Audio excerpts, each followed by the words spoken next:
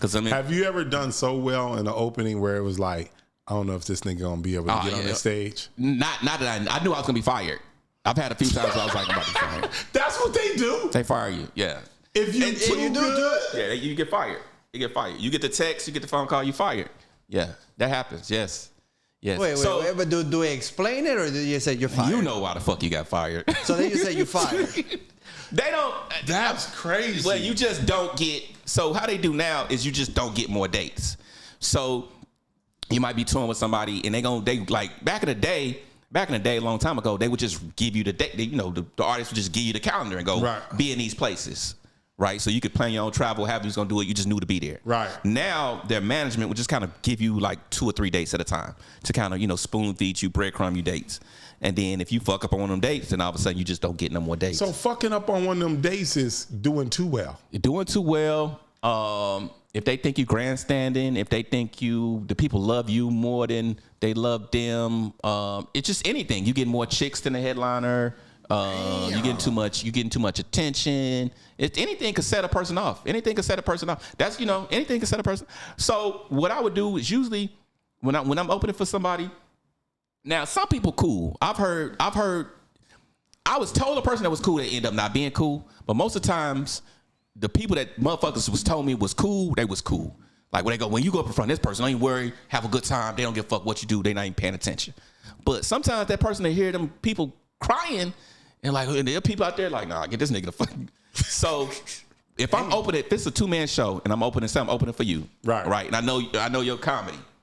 If I'm murdering, if it's just one of them nights where I'm just on fire. Right. And I'm doing 30 minutes and they just, oh God, they out of their seats. I'll pull up at 22 minutes. Oh, okay. At 20, if I'm just smoking them, like it's just hot, it's early. These people just like, man, who the fuck is this? We don't know this guy. God damn, I'm just hitting him in a way where it's just one of them sets. I'll pull up at like 21, 22 minutes. I slow the jokes down, start doing the paces, give the person a shout out, whoever they came to see. Damn. Okay. Reset the room, calm them down. Oh man, we're gonna have a great show tonight. Maybe do a little crowd work. Then do. It's ways to back off of and they appreciate that. And then pass the mic. Yeah. It's ways. So yeah, it's ways. I've done it. I've made the mistake of like having my elbow on them and me and this one, I ain't gonna tell his name. Me and this guy had gotten into an argument. The dude I was opening for. Okay. And he kept talking to me like, oh, you ain't that funny. Because I was bumming in front of his crowd. I was bumming in front of his crowds. His crowds just didn't like me. And I said, man, it's just a trick, something for me to figure out. So I went up there one night and just, did something different than I had. And whatever I did, the crowd loved it. Killed it. So I'm doing 30 minutes. So I get the light at 10. I get like a 7-minute light. So I got the choice. Either I could calm them down.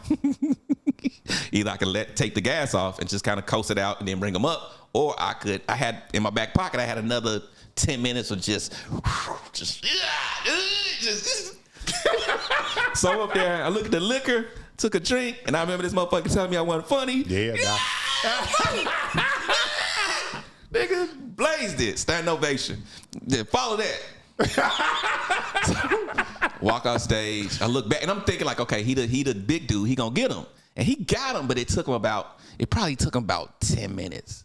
It was 10 minutes of just. And I was like, yeah, I'm done. It was 10 minutes. He got him because he was the man. Yeah, I got fired. Of course, I got fired. Kind of sounds like it's better to bomb than do good. That shit crazy. They don't want you to bomb, but they don't want you to do better. Nah. Yeah. They want you to do, and then not just. So when you're an opener, your job as an opener, it's a very difficult talent. It's a very unique talent to be able to do. You have to be able to do 100 shows and not get better. 100 shows. Can you do a tour and not get better? That's how to keep your job as an opener. Is to do so anything you do a lot, you're gonna naturally get better at it, right? Right. If I make you a comedian, I write jokes for you. After 10 days, you're gonna be better than you was absolutely on the first day, right? But you know what I'm saying? I don't want you. I want you to stay where you are because this fits me. What you do today on day one makes me look great. That's what you're here to do. Make me look great. You're not here to get better. Damn, you know what's so crazy? I thought it was to put on a good show. Fuck no. I'm the hero. You are babysitting them until I get out there. Wow. Yeah. you're making these people feel entertained and provided for until the hero comes to the stage. It's like a fluffer, Yeah, right? you're a fluffer. Yeah. Fluffer. But Only you gonna use that term. It's like you don't make them especially come. the older comedians. They really want to. So the older comedian bring out a younger comedian that's not that good. So their crowd is like, oh, he's better than the people of his school and this new school. These new cats can't fuck with him. Right. But you picked the new guy that couldn't fuck with you. You know what I'm saying? Like that's what you're getting. That's what you're getting. The game is rigged, man. But that's fucked up. It's fucked up when you find out too late because somebody lied to you and told you that no, this person cool when they not cool. If I'm friends with a guy and they tell me they open for this person, and I know the truth, I'm like, yeah, just make sure you do this, and you'll keep your job. That sucks. How do you pierce through if you get your own crowd? You got to figure out how to get your own crowd. Okay. That's the only way. You got to get people to come. That's why I'm like, nigga, I need y'all to come see me. When you see pay to see me. Pay to see me. You know what I'm saying? Yeah, support me. If you see me on the show, you see me with somebody, that's cool. But I need people to buy. If you see me somewhere and it's just me, pay to see me. You don't come to see me with somebody else and tell me how great I am. Because people do that. They'll tell you. I've been standing beside famous people and they go, you were the funny, but you won't pay to see me. You know what I'm saying? You'll stand here and tell me how great I was in front of this person, but you're not supporting me with your dollar. Right. You know what I'm saying? I need you to pay to see me. If you're truly a fan of mine, then go to my website or go to my page and buy tickets to see me or pay to have me come to perform for your friends and your family. You know what I'm saying? Through money, not just through, oh yeah, you was good, that type shit. I've noticed, like, from the Cat William interview, and I hang around with comedians.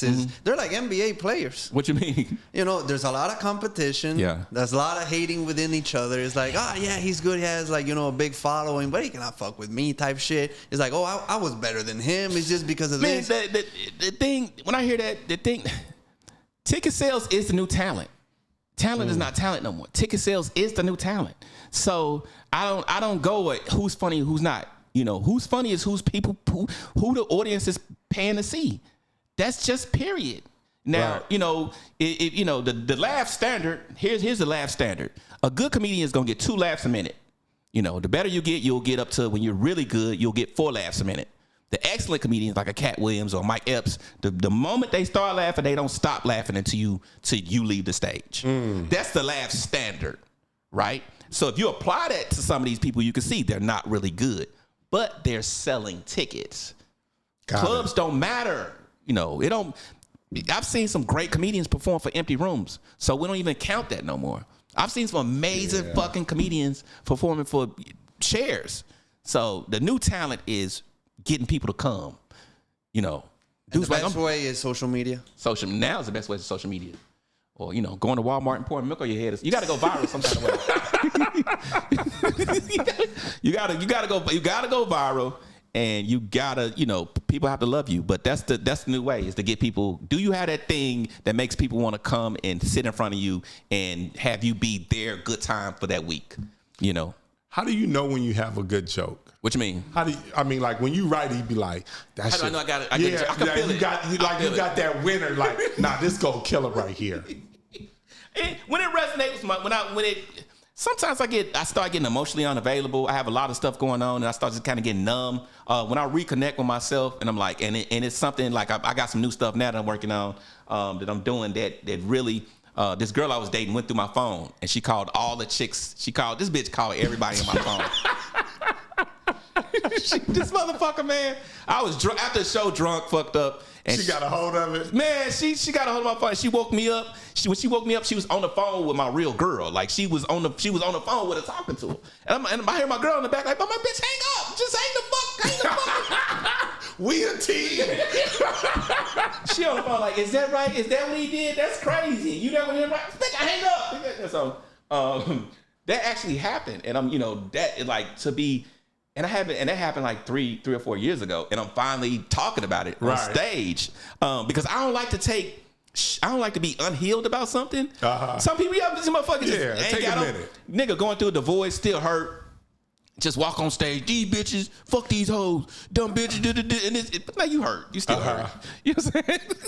I like to wait till I'm healed and I can go out there and kind of talk about it. So that's what I'm at. When I got something that's coming from me and I'm laughing, I'm enjoying it, I'm like, I can feel it. Yeah, that's how I know. You got something like that? Bacterial vaginosis. You talking about BV? Yeah. You talking about? Like, when a girl cheats on you and you're like, that don't smell right. That's funny. Man, you don't want to talk about it like the first year or two, but now. Year or two? First year. How long did you deal with BV? No, what he just said. Like, it happens to you. Yeah. It's Oh, fresh. that's what you mean. It's fresh. You're not ready. I'm not ready to talk about it. I see comedians do that take that fresh pain to the stage.